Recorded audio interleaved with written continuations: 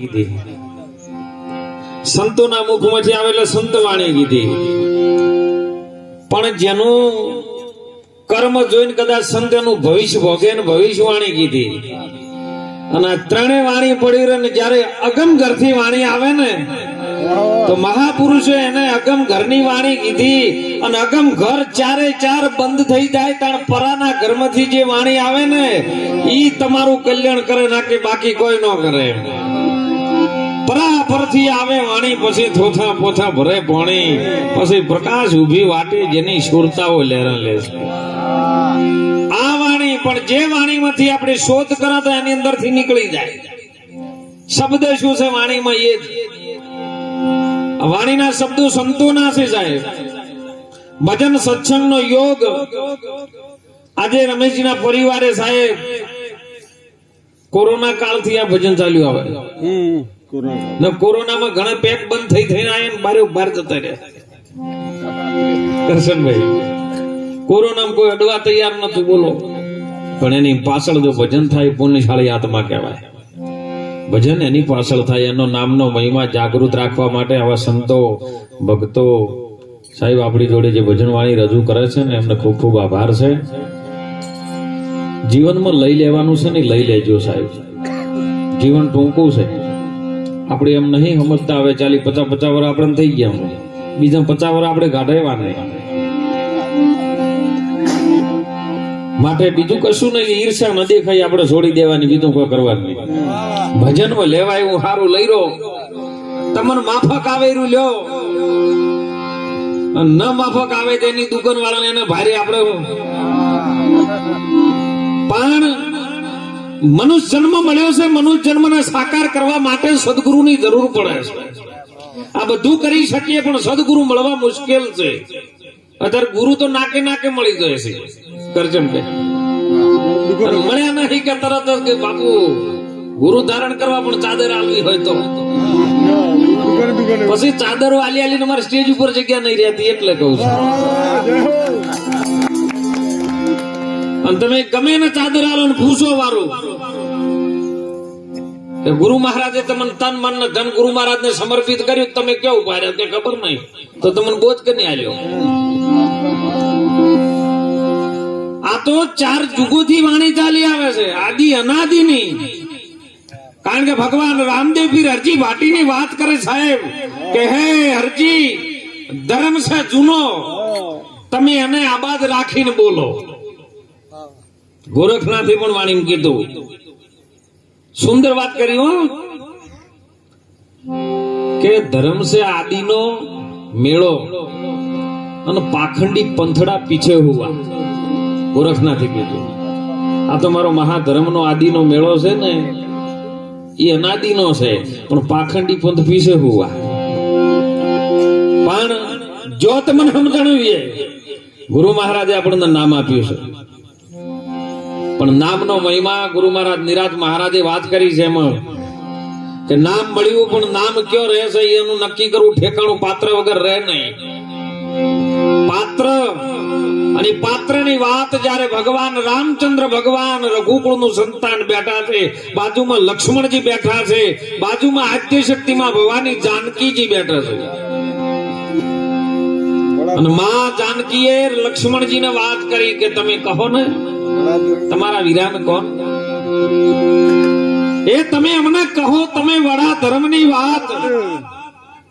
આ મહાધર્મ શું છે તો અમને જરા તમે કહો. જેવી તેવી શું તો હું તમારા ઘરની નાર, એ હું તમને કહું લક્ષ્મણજીના બંધવા, અમને કહો તમે વડા ધર્મની વાત. આજકાલની નહીં, 150 વર્ષ 200 વર્ષ 400 વર્ષ પહેલા નહીં. આ ધરતીનું રચન નતું થયું, આકાશે નતું, તારની વાત જગાવે. કારણ કે સંતોએ વાણીમાં પ્રમાણ આપ્યું છે, હો પ્રમાણ વગર વાત ન થાય. કે વચને એ બ્રહ્માંડ રચ્યો ને વચને પવના પાણી, એ 7 સાગર ભાઈ વચને બંધાણા અને વચન પછી પૃથ્વી ઠેરોણી રે હંસલા તમે સતવચન લેજો જોણી ગુરુનું વચન લેજો જોણી વચન ઓળખે કોઈ એ વિરલા જોગી ગુરુજીની ગત એને જોણી વચન ઓળખે કોઈ વિરલો જોગી ગુરુજીની ગત એને જોણી પણ ન જોણી હોય તો એને જીવન કર્યું ધૂળ ધોણી તમે સત વચન લેજો જોણી આ વચન થી બધું રચાયું તો કેવી રીતનું રચાયું કોક દાડો અંદર તો ઉતરો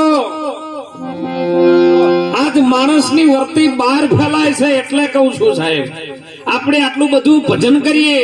આટલું બધું સત્સંગ કરીએ આટલી બધી પ્રતિષ્ઠાઓ થાય કોઈ નેજા લઈને આમ દોડે કોઈ ધજા લઈને આમ દોડે છતાં ધર્મ ની અંદર સંસ્કાર કેમ નહીં દિવસે દિવસે બગડે એનું કારણ શું પ્રતિષ્ઠાઓ પહેલી આટલી ન થતી પણ અત્યારે તો નાકે નાકે પ્રતિષ્ઠાઓ માતાજીની થાય કોઈ દાદાઓની થાય કોઈ ભોળાનાથની થાય કોઈ અત્યારે જાતરો માતાજીની રમેણીઓ થાય જાતરમાં હોય આટલું આટલું ધર્મનું કાર્ય કરવા છતાં આ ધર્મ પાગળો કેમ બને એમ કહું કારણ કે જે સત્ય સમજાવવાનું છે ને સમજાવવા માટે કોઈ તૈયાર જ નથી બસ અને અમે સમજવા વાળા તૈયાર નથી સમજવા બેઠા ને બાપુ મોડું થાય છે વાત ફટાફટ 12 વાગે પટાઈ ગયા 91 વર્ષ સુધી તો શબરીએ વાટ જોઈ મારો રામ આવશે હે ગુરુ મહારાજ માતંગ ઋષિ ઘેર આયા ને માતંગ ઋષિ ચરણે પડી ત્યાં ગુરુ મહારાજ માથે હાથ મેરે બેટા ચોય જવાની જરૂર નથી ચોય તારે જવાની જરૂર નથી રામ તારા ઘેર આવશે અને એ જ વિશ્વાસ ગુરુ મહારાજના વચન ઉપર વિશ્વાસ રાખી અને 91 વર્ષ સુધી જેની વાટ જોઈ અને 91 વર્ષે જયારે રોમ આવ્યા ને પહેલા શબરીને મળ્યા ઘણા આશ્રમો હતા ઘણા પૈસા વાળા હતા પણ શબરીને મળ્યા ને એટલે શબરીની ઓખમાંથી દળદળ વહવું પડે અને રામના ચરણ સુધી પહોંચે ને એટલે શબરીએ કીધું કે પ્રભુ મને બીજું જપ તપ કોઈ કરતા આવડતું નથી પૂજા બંદગી કોઈ કરતા આવડતો નથી તો રામ બોલ્યા છે રઘુકુળનું સંતાન જે નારાયણ અવતાર હતા ને એ બોલ્યા કે શબરી હવે તારે ન કરવાનું આ તો બધું હવે અમારે કરવાનું અને એ વખત શબરી ગોડી થઈને નાચવા માંડી છે ને એટલે કોકને કીધું કોનું મગજ સટક્યું શું કે ના મને એ વાતનો રોમ આયા એટલો બધો હરખ નથી પણ મારો ગુરુ મહારાજ 91 વર્ષ પહેલા જે બોલ્યો તેની વચન આજે સિદ્ધ થયું છે એનો મને આનંદ છે આવો વિશ્વાસ હોય ને તો સાહેબ મેળ પડી જાય અને વિશ્વાસ જો જેને જેને વિશ્વાસ રાખ્યો એને એના નોમના હાલ ડંકા વાગે ભજન વાણી આપણી એની બોલીએ છે દ્રૌપદીની લાજ રાખવા માટે કૃષ્ણજી આવ્યો તેના નોમનો ડંકો વાગ્યો સુધનવાના તેલ કડાઈમાંથી કાઢવા માટે આવ્યો એના નામનો ડંકો વાગ્યો ભક્ત પ્રહલાદને સ્તંભમાંથી બચાવવા માટે આવ્યો એનો નામનો ડંકો વાગ્યો અત્યારે તો કોઈને પાત્ર નહીં ભજવા જગા ભાઈ તરત જ સીધે સીધું લઈ જવું હોય 10 વર્ષ પહેલા તમે આ ઘડીને પૂછો ખબર છે ગોમમાં રમવા માટે પેલા આવતા રમવા વાળા પાત્ર ભજવતા ત્યાં ટીવી સિરિયલો આટલી બધી ટીવીઓ નહોતી ચોક ચોક વ્હાઈટ ટીવીઓ આવી પછી પડદા વાળી એની પેલા બધા સ્ટેજ ઉપર પાત્ર ભજવતા ગામની અંદર કોઈ ખુમારીના પાત્ર ભજવે અને એની અંદરથી જે બાળક પ્રગટ થતો ને એ ખુમારી પાત્ર જોયેલું હોય અને ઈ રટણ શ્વાસો શ્વાસમાં ચાલે એ શ્વાસથી જે માના શેડાથી શેડો જુટ્યો હોય એ બાળકના તમામ લોહીમાં સિંચન થાય અને એવો બાળક પ્રગટ થતો અને એમાં રંબાવાળા આવી ગયા અને રંબાવાળાને કીધું કે ભાઈ આપણે